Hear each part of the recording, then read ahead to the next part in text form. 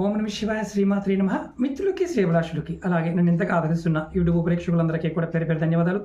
మిత్రులారా, మీ అందరికీ పరాదేవత ఎల్లవెల్లలా మీతో ఉండి మీ మనోవాంఛ నెరవేర్చాలని మనస్ఫూర్తిగా కోరుకుంటున్నాను.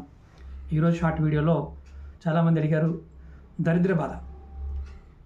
ఎలాంటి స్థితి ఉంటే దరిద్ర బాధ వస్తుంది అని చాలామంది అడిగారు. అంటే దరిద్ర బాధ అంటే డబ్బులు లేకపోవడం, డబ్బులు అప్పు చేయడం ఇలాంటివన్నీ కూడా దరిద్ర బాధ కిందకే వస్తాయి.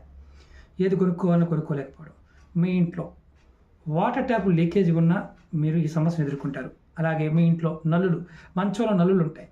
నల్లులు ఉన్నవారికి కూడా దరిద్ర బాధలు ఉంటాయి. ముందు వాటర్ ట్యాప్లు మార్చుకోండి, అలాగే నల్లులని నిర్మూలించుకోండి. ఖచ్చితంగా మీకు దరిద్ర బాధ తొలగిపోతుంది. ఓం నమ శివాయ శ్రీమాత్రే నమః. ఓం నమ శివాయ శ్రీమాత్రే నమః. మిత్రులకి శ్రేభిలాషులకి అలాగే నన్ను ఇంతగా ఆదరిస్తున్న యూట్యూబ్ ప్రేక్షకులందరికీ కూడా పేరు పేరు ధన్యవాదాలు. మిత్రులారా, మీ అందరికీ పరాదేవత ఎల్లవెల్లలా మీతో ఉండి మీ మనోవాంఛ నెరవేర్చాలని మనస్ఫూర్తిగా